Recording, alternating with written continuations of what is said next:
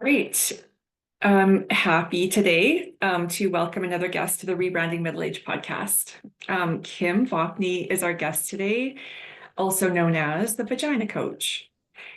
She is a pelvic floor fitness and women's health coach, the creator of the Buff Muff method and membership.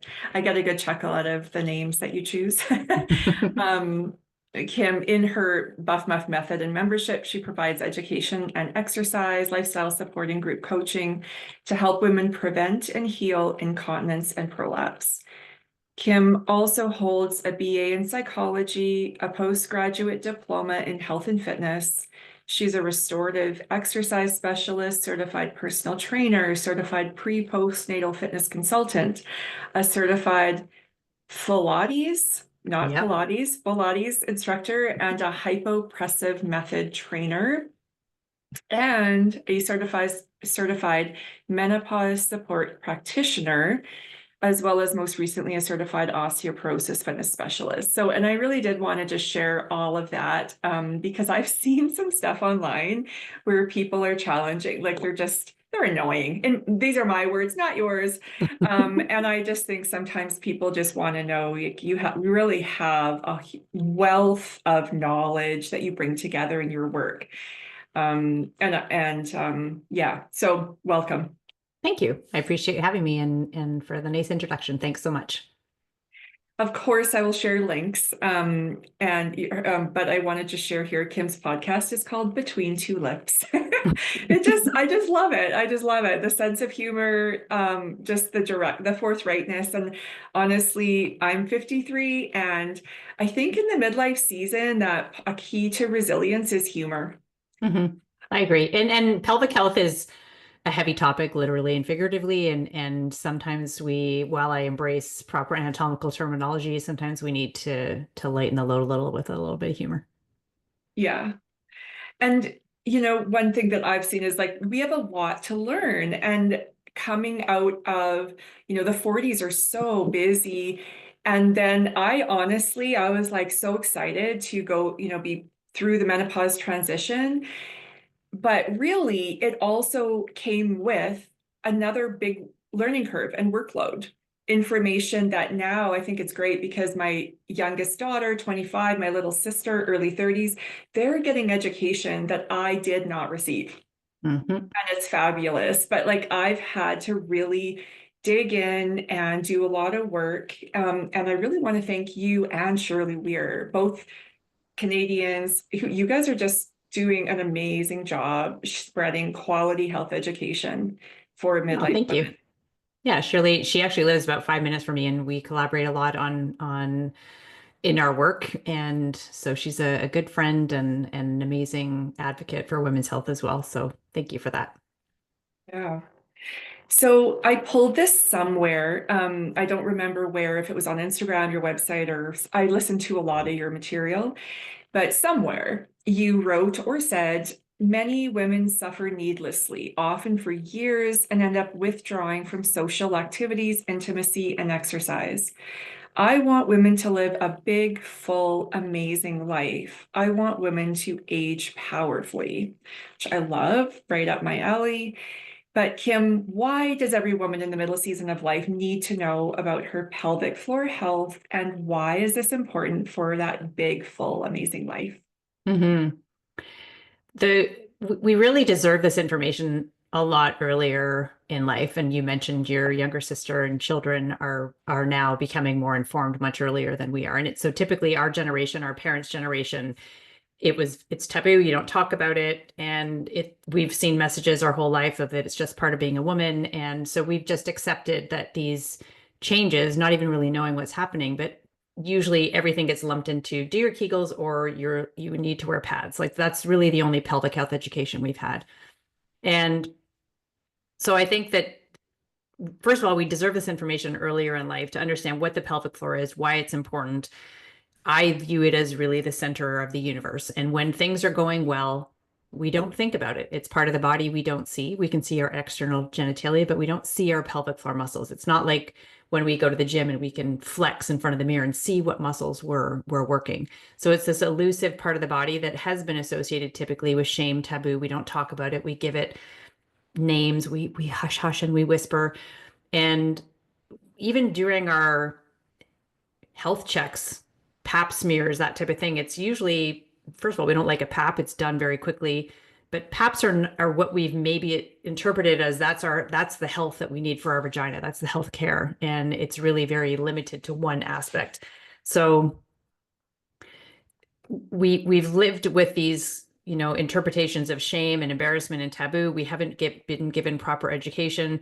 It's something that we don't even really know exists until there's something that's wrong. And then when we now are dealing with something like incontinence, like organ prolapse, like painful sex, it now starts to consume everything. It's the only thing that we're now thinking about because it influences our sex life, because it influences our fitness, our exercise, our movement. It influences what we commit to, what we, do we say yes to this activity that's going to happen later in the evening? Do I say yes to an outing with friends? Is there going to be a bathroom close by? What if I haven't had a successful bowel movement that day? What if, and we go through this whole what if, and then we end up saying no because that feels safer. And that's where that big life now becomes a very small life. And we become very isolated and we don't want to talk to anybody about this because we're ashamed. If we do go see a doctor, statistically, it's about 6.5 to 7 years before people seek help. So they've usually Yeah, been I was suffering. listening to that Yeah. and shocking, but I get it. Yeah. And a lot of it is, we think of it as, okay, we feel embarrassed, so we don't want to talk about it. There's also the element of, we have been dismissed before, so we feel like we're going to get dismissed again. And there's also that we don't want to embarrass our care provider, which we need our care providers, and we should be able to ideally have a relationship where we do feel comfortable talking about anything, but that just simply is not the case. So that's kind of what I feel like the pelvic floor is a major contributor to this, the restrictions that we place upon ourselves that make our lives much smaller than we often choose or want them to be. Yeah. So, and I was thinking about this through the lens of resilience building, which is an important part of my work. And I'm human in a messy world. It's important to me, but I want that big, amazing, beautiful life.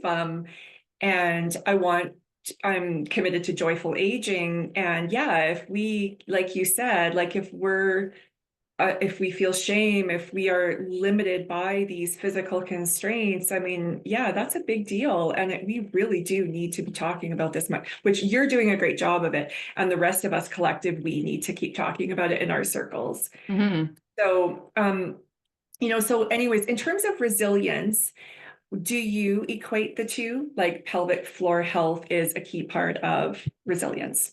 1000%. And the other thing that I see happening is, and a lot of people come to me, maybe having been told you can't lift anything over 10 pounds, or you can't run, you can't jump, you can't twist, they have a whole list of things they now cannot do. The interpretation is, if I do that, that means it's dangerous for my pelvic floor. And so they have this fear of movement, a fear of a lot of things. But what happens is we now then are at increased risks of osteoporosis. We are at an increased risk of cardiovascular disease. We have an increased risk of diabetes, which we already are going to face increased risks being postmenopausal. So with the intention of trying to quote unquote protect the pelvic floor, we are now, like, we definitely are not building resilience in our bones or in our muscle mass or in our balance and, trying to offset frailty. The way we get stronger, the way we build resilience is by introducing things that are harder. Avoidance does not build resilience. So I'm a personal trainer. I come very much from a muscle point of view. So if we want to get a specific part of our body stronger, we need to impart a load that is more than maybe more weight, more repetitions, more sets, a different movement. So different and more than what we have typically been accustomed to doing. So that then, and then provided we are consuming the nutrients that are going to help us build we will then get stronger. We will have better muscles. And the pelvic floor is not immune to that. We Yeah. need the pelvic floor to be able to help us manage loads, to be able to lift things, to be able to balance, to be able to reduce our fall risk. And so by the nature of removing movement with the interest of preserving the pelvic floor, that in and of itself increases our risk of pelvic floor dysfunction, as well as, again, the list of the other things that I've just mentioned, which, from an aging perspective, if we want to age joyfully or powerfully, then we need to do hard things. We need to train in ways Mm-hmm. that are hard so that we adapt and so that then life becomes easier. Mm-hmm. Yeah.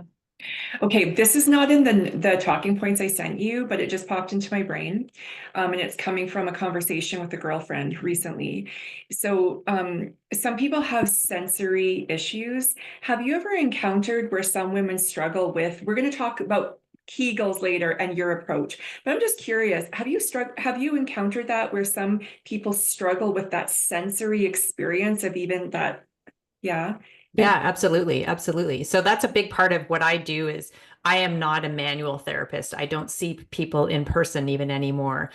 And again, the pelvic floor is part of the body we don't see other than the external genitalia. So we need biofeedback maybe, or cueing or imaging, things that can help us visualize where this group of muscles is. So I use a lot of props to help people identify. I have them touch landmarks on their body to understand where this group of muscles is in their body, and then use visualization to help them appreciate the relationship between the breath and the pelvic floor, and put them in different positions where they can feel that relationship. So ideally, when we're breathing in, the pelvic floor is lengthening, it's expanding, it's relaxing, for lack of a better word.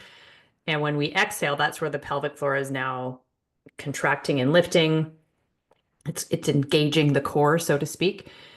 But we've never been taught, we've never been told. We've all heard of core exercise. Our interpretation of core exercise has probably been like pull your belly button to your spine. That's a cue that's used a lot. Yeah. And that can work for somebody, but it doesn't always necessarily address the pelvic floor. And it could also potentially be contributing to pressure down on the pelvic floor when we just think of pulling the belly button to the spine. So there is Yeah. really no best cue. It's which one is best for that person. So a person's interpretation, and that's why I have a huge long list of visualizations and cues, because one is very popular and a lot of people resonate with it, but some people it absolutely does not give the intended um, response. So we need a little bit of variety in there. And again, trying it in different positions, different poses, different breath, different times of day, even different, sometimes if we've pooped or not in that day can influence if we're connected with our pelvic floor, how much stress we have, what our sleep was like the night before. So we have to Mhm. consider all of the different variables, but then use these visualizations and imagery and cueing to address this inside musculature that, again, we've been very disconnected from. Yeah. So it's not the same, but 13 years ago, I had a hip replacement. And because I had a disease in my hip as a child, I never actually learned how to walk properly or to activate certain muscles. And then they were sliced through. Like the surgery is a little less brutal now, but as far as I know. But anyways, so it reminds me though of I do this form of Pilates that uses equipment. I can't remember The exactly what it's called, reformer. but yeah, it's Mhm. so good. I love it. I love it so much because it allows me to push heavy weights and do things that I wasn't otherwise able to do. And but anyway, the point I wanted to make was that though I've had to learn how to feel certain areas of my body that I could not feel it, right? And so it's with the practice and the repetition and the sometimes the verbal cues, sometimes the touching and everything that we become more familiar with our own body and learn how to activate things.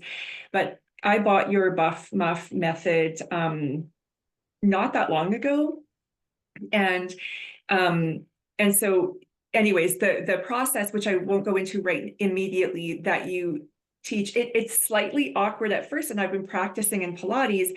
And then one of my girlfriends, she's a breathwork facilitator and a doula, and she's told me something the other day. She was like, yeah, like just notice like naturally your diaphragm, like inhale, the diaphragm goes down, or you feel it go down, and then you inhale and things go like this. And I was like, oh yeah, all of a sudden it made sense. And Yeah. I wasn't confused anymore, but it's just like different conversations, slightly different language or whatever can just like create that light bulb moment, right? But Yeah. I want to encourage people, like, it's just like anything else. Like, it can feel unfamiliar at first, but not that much practice is required. And all of a sudden you're like, oh yeah, I got Mhm. this. Yeah, So I would say the majority of people that come in feel it feels awkward. They think they're doing it wrong, or then they self-blame saying, "Oh, I've been breathing wrong for forever and ever and ever." And it's I want to clarify that we've been breathing and we're alive, and there's many different yeah. ways to breathe, but for the purposes of what we're trying to harness what physiologically happens, which is exactly as your friend was describing. Inhales, the pelvic floor is lengthening in response to an increase in pressure from the diaphragm flattening and widening, and we have this air being drawn into the body. So we need to have this kind of inflation in inflate in the ribs, inflate in the belly, inflate in the pelvic floor. And then when we exhale, the diaphragm is rising back up, the pressure is reducing, and part of the pelvic floor contracting and lifting and part of the abdomen drawing inwards is trying to expel the stale air from our body as well. So inhales are kind of inviting fresh oxygen into the body. Exhales are getting the stale air out.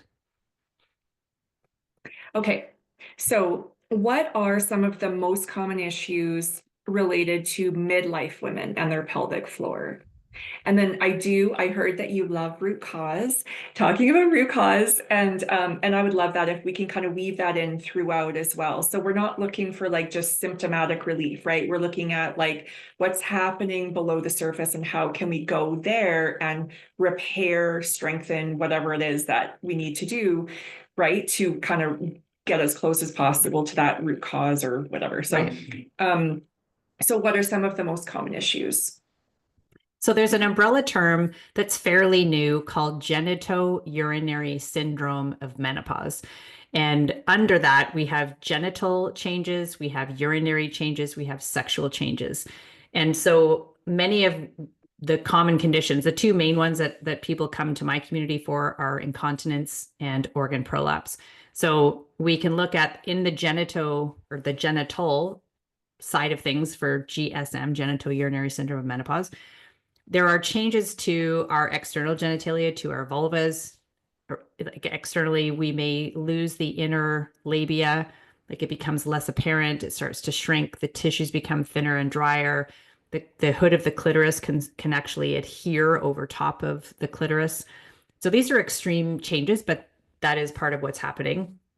There may also be on the inside, we have folds in the walls of our vagina called rugae, which are part of what allows the expansion and contraction during insertion, during childbirth. And as we are now in this low estrogen state, we lose the suppleness, the juiciness, and those folds can start to become less apparent. It's like I heard, I don't even remember who to credit for this, but it was such a beautiful image of a pleated skirt. So typically our vaginas are like a pleated skirt. And as we are now moving into this low estrogen state post-menopause, the skirt often becomes more like a pencil skirt where we lose those folds. And sexual symptoms can then be as a result of the thinning and the drying of the tissues and the retraction that can happen. It could lead to pain, especially with insertion, difficulty with orgasm. The urinary symptoms can be uh, urgency, frequency, stress urinary incontinence. We may also have prolapse, which can kind of be genito or the urinary side of things, where that thin dry tissue is now not as resilient and not as able to support uh, as part of the pelvic floor. The muscles themselves also in that low estrogen state, estrogen is what helps us build muscle. And so we are losing muscle just by nature of getting older. It's called sarcopenia, age-related muscle loss. We lose estrogen. We lose hyaluronic acid. We lose collagen. All of these are parts of or contributing factors or contributing root causes to what can then contribute to many of these symptoms under this bracket or umbrella term of GSM. So those are not all of the symptoms, but many of the symptoms that people can deal with: burning, itching, irritation, and also increased risk of infection, especially UTIs. And that can be part of it is when we have the tissues thinning and drying, the tip of the urethra, the tissues around it can thin and dry and retract, so it leaves the tip of the urethra more exposed. And also the pH of our vagina changes, again, in that low estrogen state. And we have bacteria in our vaginas. Many people have heard of a gut microbiome. We also have a vaginal microbiome. And in our gut, we like to have millions and like trillions of different bacterias. In our vaginas, we like to have specifically lactobacillus and a couple of different strains of lactobacillus. And that's what helps us offset infection. So again, that low estrogen state, we don't have food for the lactobacillus, so we have less lactobacillus. The pH is is not as acidic, so we are also then more prone to infection. And from a root cause, you've heard me say many times, low estrogen, low estrogen, low estrogen. That is one of the main causes or contributing factors to this GSM change. So many of the changes will have been happening. People may have been dealing with symptoms earlier in life. So stress urinary incontinence, urgency, frequency, symptoms of overactive bladder, maybe even anal incontinence, pelvic organ prolapse, painful sex. They may have had some of those, maybe not. But then as we approach menopause, with the addition of age-related muscle loss, changes to our bone health, collagen loss, hyaluronic acid loss, and hormone changes, so especially estrogen, that's when things show up for the first time for some people, or many of the things that were sort of bothersome, we could deal with it. Now they all of a sudden become much bigger problems. Yeah. Yeah. I mean, I could delightedly talk about this for 8 hours because, it's so important. And I've been shocked, to be honest, like when I was, doing some initial work a few years, like reading with Shirley Weir's work and stuff. And as I was going through my own menopause transition, learning, like, I can't remember the stats, but like how common it is, those recurring UTIs and that because of that thinning vaginal wall and also how relatively easy it is to provide some relief, like with that vaginal moisturizer with hyaluronic acid and stuff. It's like, nobody told us about that. Yeah. And it's frustrating. And a lot of people feel very resentful. And when you think of statistically, 50 to 80%, that's a high number of people will experience one or more of the symptoms of GSM. And it's not one of the symptoms of menopause, or that again is a collection of symptoms, but it's not one of the things that improves with time. Eventually the brain fog will sometimes improve. The hot flashes will typically go away. We might start sleeping better again. All of those, we see a bit of a ray of hope, but with GSM, it's not something that improves with time. It will typically worsen. And gold standard is vaginal estrogen. And nobody's told that. And they are offered when they have a UTI, antibiotics, and they will go years with recurrent infection, and nobody has offered them vaginal estrogen. And it drives me bonkers. Yeah. Yeah. Okay. So I read this on your site, so correct me if this is not accurate, but about half of women have some degree of organ prolapse. Half of women who have given birth, yes. Who have given birth. Okay. Can you briefly explain the different forms of prolapse? And to preface this, I would like to say, I shared this with you in email initially, but I have a mild rectocele. I learned the language from you. I didn't know what it was. It's been there, I think, for several years, but it wasn't really bothersome. I could kind of like push it back in place a little bit and then go on, and it might not ever like reappear, so to speak, for like months. But I was just kind of ignoring it, as we do. And then one of my girlfriends actually had I can't remember what form of prolapse, and she had to go for surgery. And through the conversation, I was like, oh, maybe that's what's happening, and I better not ignore it. So, and I would like to point out that I've been immersed in the world of like mind body health, holistic health for a long time. Yeah. Yet I did not know. Yeah. Yeah. So, And okay, so sorry, go ahead. no, I was just going to say, so what are the forms that people could listening might get a clue that, oh, okay, I need to check this out. I don't want to wait anymore. Yeah, I was just going to say quickly before I go down that path is the explosion in the conversation of menopause has indirectly helped fuel a bigger awareness about pelvic floor health. So I've been working in this field for over 20 years. And in the last, I would say 5 years, there's been, well, I would say the last like 8 years, social media played a role in helping get information out there. There was more and more people knowing about pelvic floor physiotherapy, pursuing that. But in the last like 3 to 5, maybe even 3, the explosion of, again, the menopause conversation has really brought a lot of attention to the field of pelvic health. So it's taken a really long time for us to get here, but I'm thankful that so many more people are now talking about it. And I do see other professions. You just said you've been working in this field. There's many people who've been working in various aspects of health and wellness who have never thought about the pelvic floor. And then when they understand how intricately and intimately it is related to so many aspects of our health, there's more and more people now talking about it in different realms, from autoimmunity and diabetes, sleep apnea, like so many different things, osteoporosis. So pelvic organ Well, prolapse. I'm just gonna, sorry, I'm just Yeah. gonna interject something that it feels really important to me, is that one thing, something women are really amazing at is our community, being in community.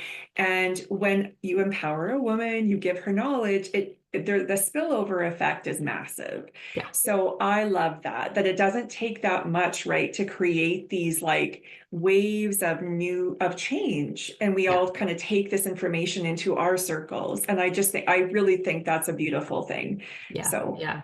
Yeah. And I encourage people, if you read a book, if you listen to this podcast, share it with somebody. There is somebody who doesn't know this and who would greatly benefit. And I share it to younger generation, older. It's, never too late, never too early, in my opinion, to get this information.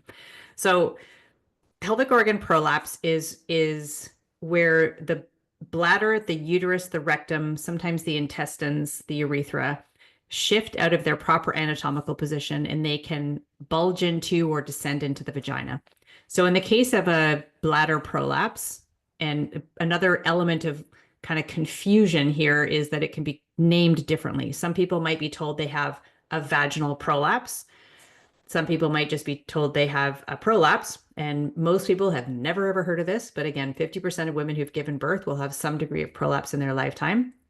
Another study looked at postpartum. 83% of women who have given birth, vaginal or cesarean, have some degree of prolapse, and 50% of that 83% have a stage 2. So it's graded in terms of how advanced it is, a stage 2 or greater. So again, why are we not screening for this and telling people, uh, giving people information about this? It just boggles my mind. So are in the there case just of, 3 stages? there's in Canada, well, in North America, typically it's 4. And so different parts of the world will either be a stage 3 or a stage 4 as their most advanced. So in North America, stage 4 would be the most advanced. And that's where there's a bulge visible outside the opening of the vagina. So let's take the bladder. The bladder can be called a bladder prolapse. It can be called an anterior wall prolapse. It can be called a cystocele. And this is where the bladder is bulging into the front wall of the vagina.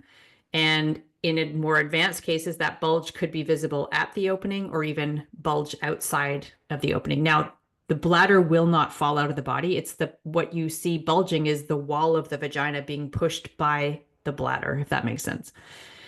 In the case of a uterine prolapse, the uterus, the cervix and the uterus can descend from the top down. You can also have something in somebody who's had a hysterectomy where, especially if the cervix has also been removed, you can have something called a vaginal vault prolapse. So that's where the walls, like the top of the vagina, literally starts to almost cave in on itself.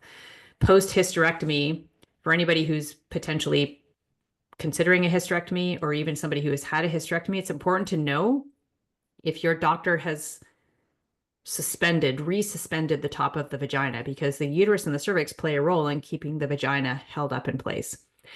In the case of the posterior wall of the vagina, we now can have the rectum bulging into the back wall or the posterior wall. So it can be called a rectocele, or it can be called a posterior wall prolapse.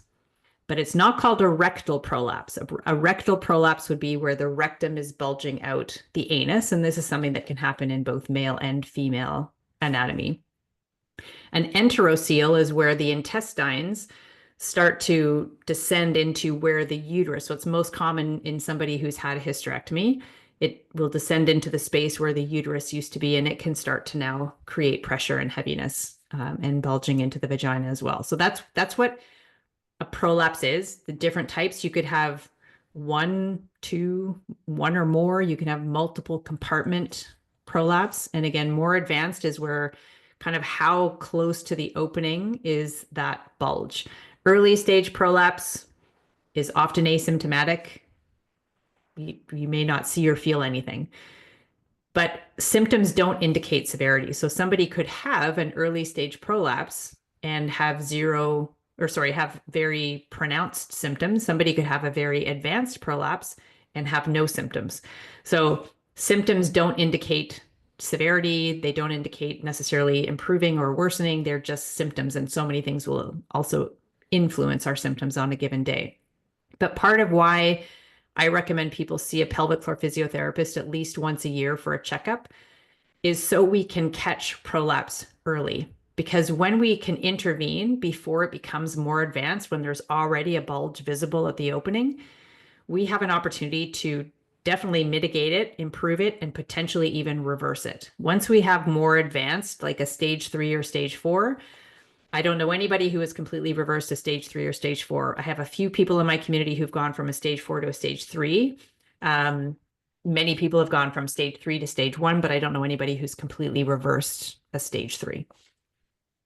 Okay.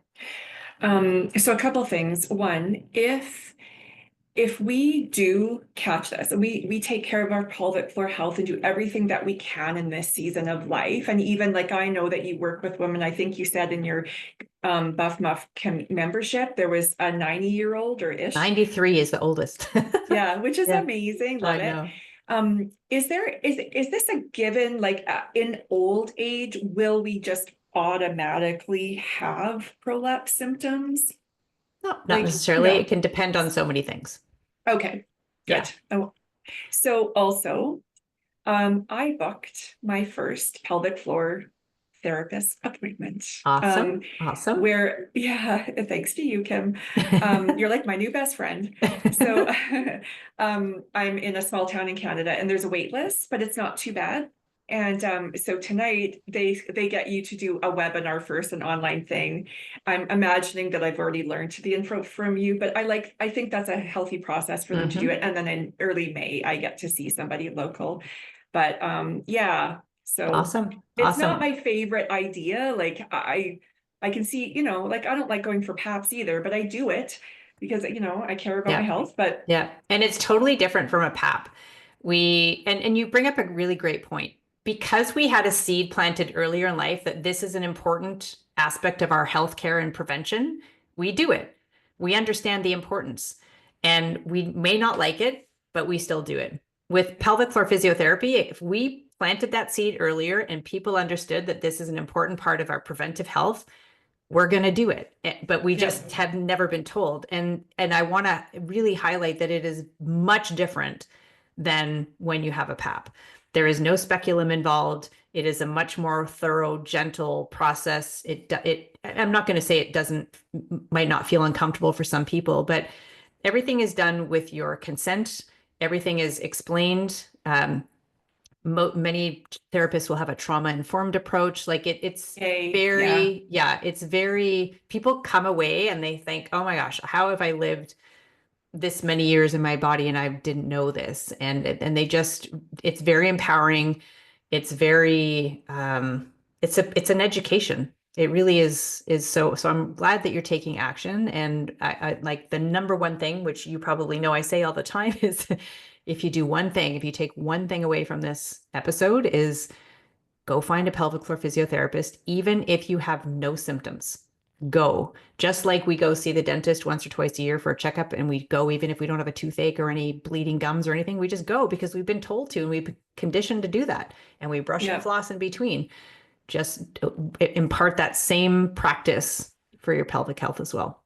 Yeah, I'm glad you said that out loud because I think we need to, I know that I need that, right? It's still new for me, but I'm sure that there are a lot of people that needed to hear what you just said. It's not about wait for symptoms, it's preventative. Like Yeah. we take care of our health from that, that's what my perspective would be on all other matters of health, ideally. So Even our cars. Like when you think about you get a car and you have a scheduled yeah, maintenance per and we're like, oh my gosh, I yeah, gotta go change my oil. And we don't want to miss those dates. We spend more time and effort taking care of things like our cars than we do these vessels that we live in, right? These bodies that we have, because we do require some maintenance. But again, just yeah. the education's been lacking.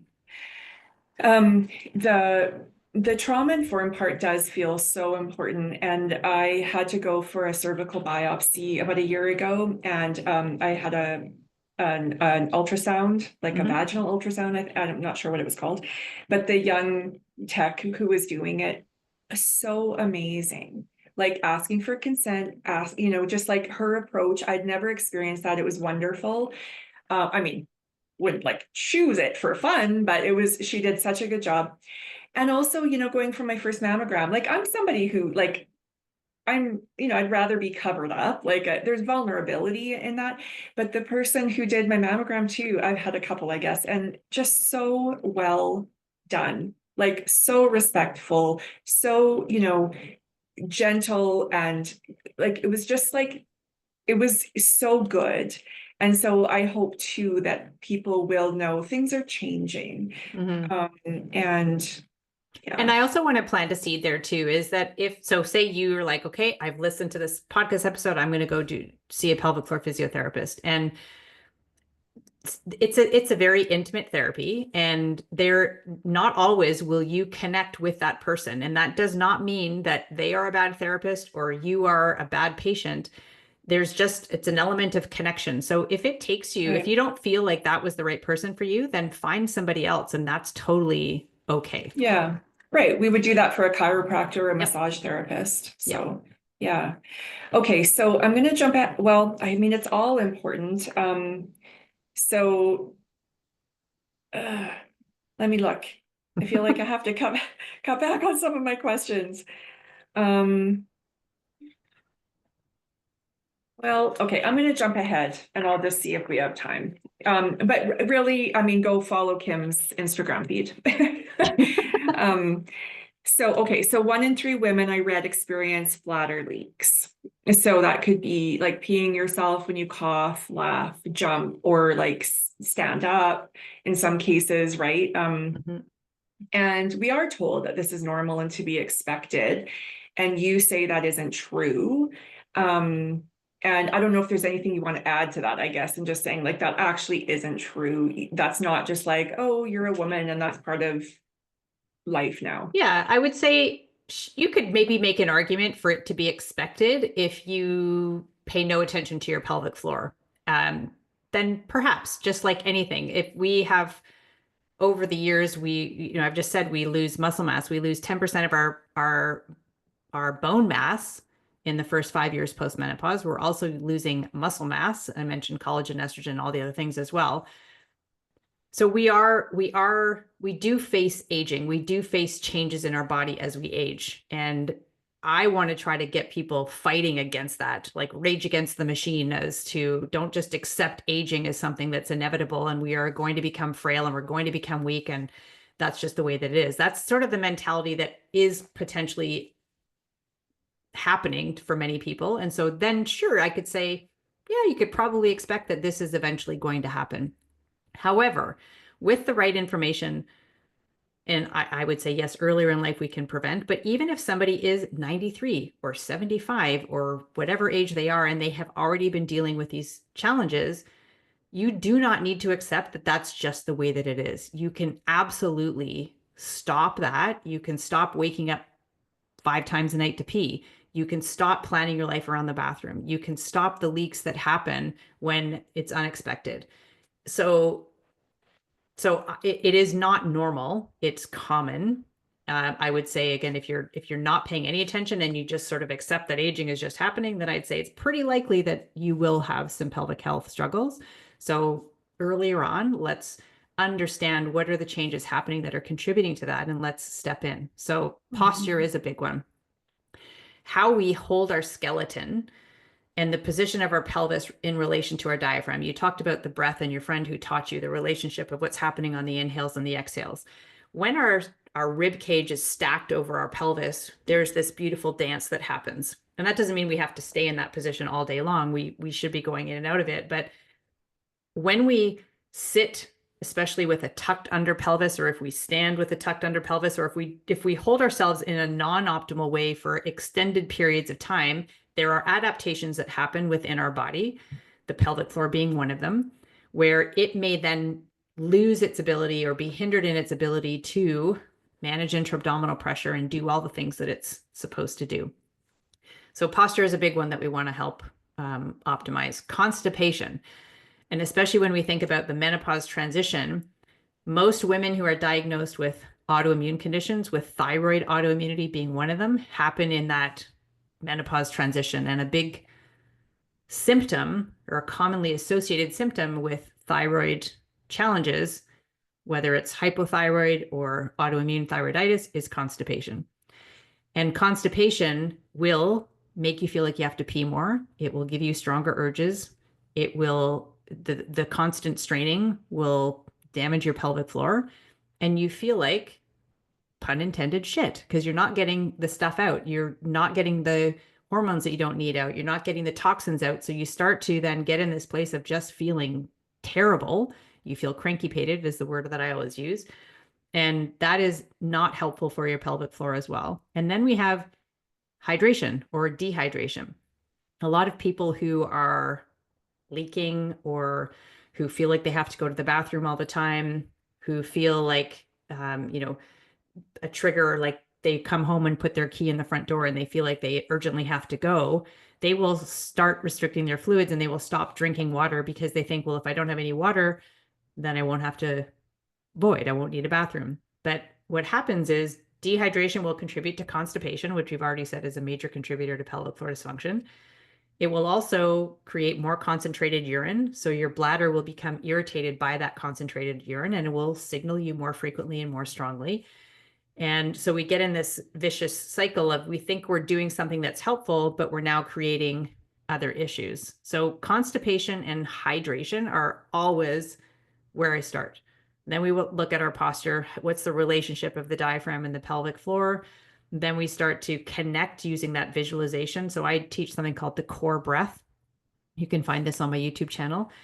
And that's the visualization and the cueing that allows us to connect with the pelvic floor. And then we have to layer it into movement, because throughout any conversation about pelvic floor health, if people leak, if people feel like they don't have a quote unquote tight pelvic floor, if they don't have as much sensation in sex, they will interpret that as laxity. And they think, if my pelvic floor is weak, I need Kegels. So then they try to do Kegels, even though they've never been taught.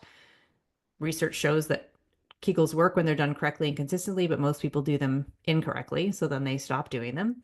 And that's what they have interpreted as the only solution. But we could throw all the exercise at you. But if you're straining to poop and you're constantly dehydrated and you have really poor posture, you're never going to make the improvements that you want. And Kegels in and of themselves, while they do work when done correctly, consistently, they also don't train the pelvic floor dynamically. And we need to when you talk about resilience, we need to have a diversity of movement. We need to impart a load, and we need the pelvic floor to be able to manage that in all the ways so that we can laugh, lift, jump, do all the things that we want in life. I also really like my leaning would be towards like functional movement, or Yep. like how do we move through the world naturally, and then bringing not an isolated movement, but bring it into other forms of movement, because that's real life. Yeah, it just makes so much sense. Yeah, exactly. Um, so, okay, For myself, selfish reasons, why is peeing just in case problematic? So we have signaling between our bladder and our mind. So the mind will sense when the bladder is full. And then it'll start to send signals that, okay, you should start looking for a bathroom. It gives you the sensations. And then you would sit down and you would void. If we go to the bathroom before we've reached that full bladder, it's like Pavlov's dog. The bladder will start to interpret the message as, oh, this is when she wants to go, rather Mm-hmm. than here. So instead of Mm-hmm. a cup and a half of liquid, it's going to be 3/4 of a cup of liquid, of urine. And so we basically just train the bladder to signal more frequently. And that just sets us up for, a life dependent on, is there a bathroom close by? People will go every 20 minutes sometimes. So 2.5 to 4 hours would be considered a normal window of time I'm going to count. I'm going throughout to the time day. myself. Yeah. So two and a 2.5 half to to four four hours. hours. And when you sit down to void, you could get a set of measuring cups that just stay in your bathroom. They don't put them back in your kitchen. And it's about a cup and a half of liquid would be considered a full bladder. The bladder can hold more than that, but that's where it's like the bladder is kind of like, okay, we this is a good time to void. A cup and a half of liquid, and it'll be about ideally a steady stream of at least 10 seconds, somewhere between 10 and 15 seconds. Again, I've had pees that have been 30 seconds when I've had a really, really full bladder. But if you're peeing and it's like 5, 6, 7 seconds, or if there's a stop start, and if it's, every 20 minutes, every hour, then you have the capacity to retrain your bladder to get back to that 2.5 to 4 hours. Now, if you consume a huge amount of liquid in a short period of time, yeah, you're going to have to go more. Yeah, like I have to go more in the morning because I'll probably down like a liter Yeah, pretty early and then, right. yeah. And you might have some bladder irritants. You might have a cup of caffeine. You might have like the typical the typical bladder irritants are artificial sweeteners, alcohol, caffeine, spicy food, acidic food, dairy for many, gluten for many. And so it doesn't mean that everybody will be irritated by all of those. But if you feel like, I drink enough water, I'm not constipated, check and do a bladder diary and track all the things that you consume. Vitamins, medications can often be the culprit of making you feel like you need to go more often than you do. Yeah, that's interesting. I hadn't actually thought of that before. I was more concerned about, yeah, healthy bowel movements, hydration. Like I wasn't thinking about, too frequently because I feel like when I'm going to count, but when I feel like when I go, there's a fair amount of urine, but also like I know my husband does this as a teacher, like when you have few opportunities to Yep. go to the bathroom, and I tend to also go before clients, so I'm comfortable, but I'm gonna pay attention to that. Yeah. And teachers, my mom was an operating room nurse. Like there are some professions where you don't have a choice. And Hmm. so that sometimes professions can be contributing factors to non-optimal voiding strategies because they are going just in case, because they're going before they just, before they actually need to, or they're holding and holding and holding and holding Hmm. Or and not drinking, or not drinking. dehydration. Yeah. Yeah, Yeah. use. So okay. Okay, so I'm just gonna look. So we talked a little bit about your take on the Kegels. We said they do work if people do them correctly and consistently. You offer another movement or another option that I recommend people go take a look at. I've been incorporating it, as I said, into my biweekly Pilates sessions, and that's been nice. And sometimes at home, um, when I'm brushing my teeth or whatever. Um, okay. So can strengthening the pelvic floor improve sex, like sexual sensation itself and orgasm? Yeah, absolutely. And it can be, again, we want to understand, why is somebody struggling with sensation? Why is somebody struggling potentially with orgasm? It can be multifactorial, but a lot of it is when we especially have tightness in the pelvic floor. So one thing we haven't really touched on is one of the contributing factors to prolapse, to incontinence is tightness in the pelvic floor. And people are like, what? I thought I want a tight pelvic floor. I thought I want a tight vagina. And how could I be getting prolapse and incontinence if my muscles are tight already? Because we interpret tight as strong, but tight is weak. Any tight muscle has restricted blood flow and circulation, is holding in a shortened state. So any short, tight muscle is not going to have its range of motion. It won't be able to develop as much power. It won't be able to react at the right time. So the pelvic floor is no different. And when we have tightness in the pelvic floor, we might laugh or cough or sneeze or do whatever we do. And the muscles, if they've been held in, again, that short, tight state for whatever reason, won't be able to react at the right time with the right amount of force, and we might leak. And I mentioned poor blood flow and circulation. So when it comes time from an especially intercourse perspective, with something being inserted, and that could be a penis, toy, finger, whatever, if the muscles are tight, it could potentially be painful. So insertion may not even be accessible for some people, or if it is, it feels uncomfortable. And so we want to free up that tension so that we have better blood flow, better circulation, so that that helps us from a lubrication perspective and also allows insertion to happen without restriction. And also that restriction could potentially also be what is inhibiting us from achieving orgasm as well. And so counterintuitive, kind of like when you learned the core breath and you're thinking this feels weird and this feels awkward, it's also counterintuitive for people to think about releasing tension first, because they've come in here thinking, I'm weak, I need to be strong, I need to squeeze and grip and lift. But if we're already in that squeeze, grip, lift position and holding there for a long period of time throughout the day, then we need to let that go first. And that can then unleash the blood flow, the circulation, the capacity for orgasm. We can feel more. It doesn't, we interpret, again, tightness is what makes us feel more. But a lot of times it's releasing that tension to allow sensation. Hmm. And just for people like listening, so that's the hypopressive kind of state. Is that correct? What would you call that tight pelvic? Hypertonic.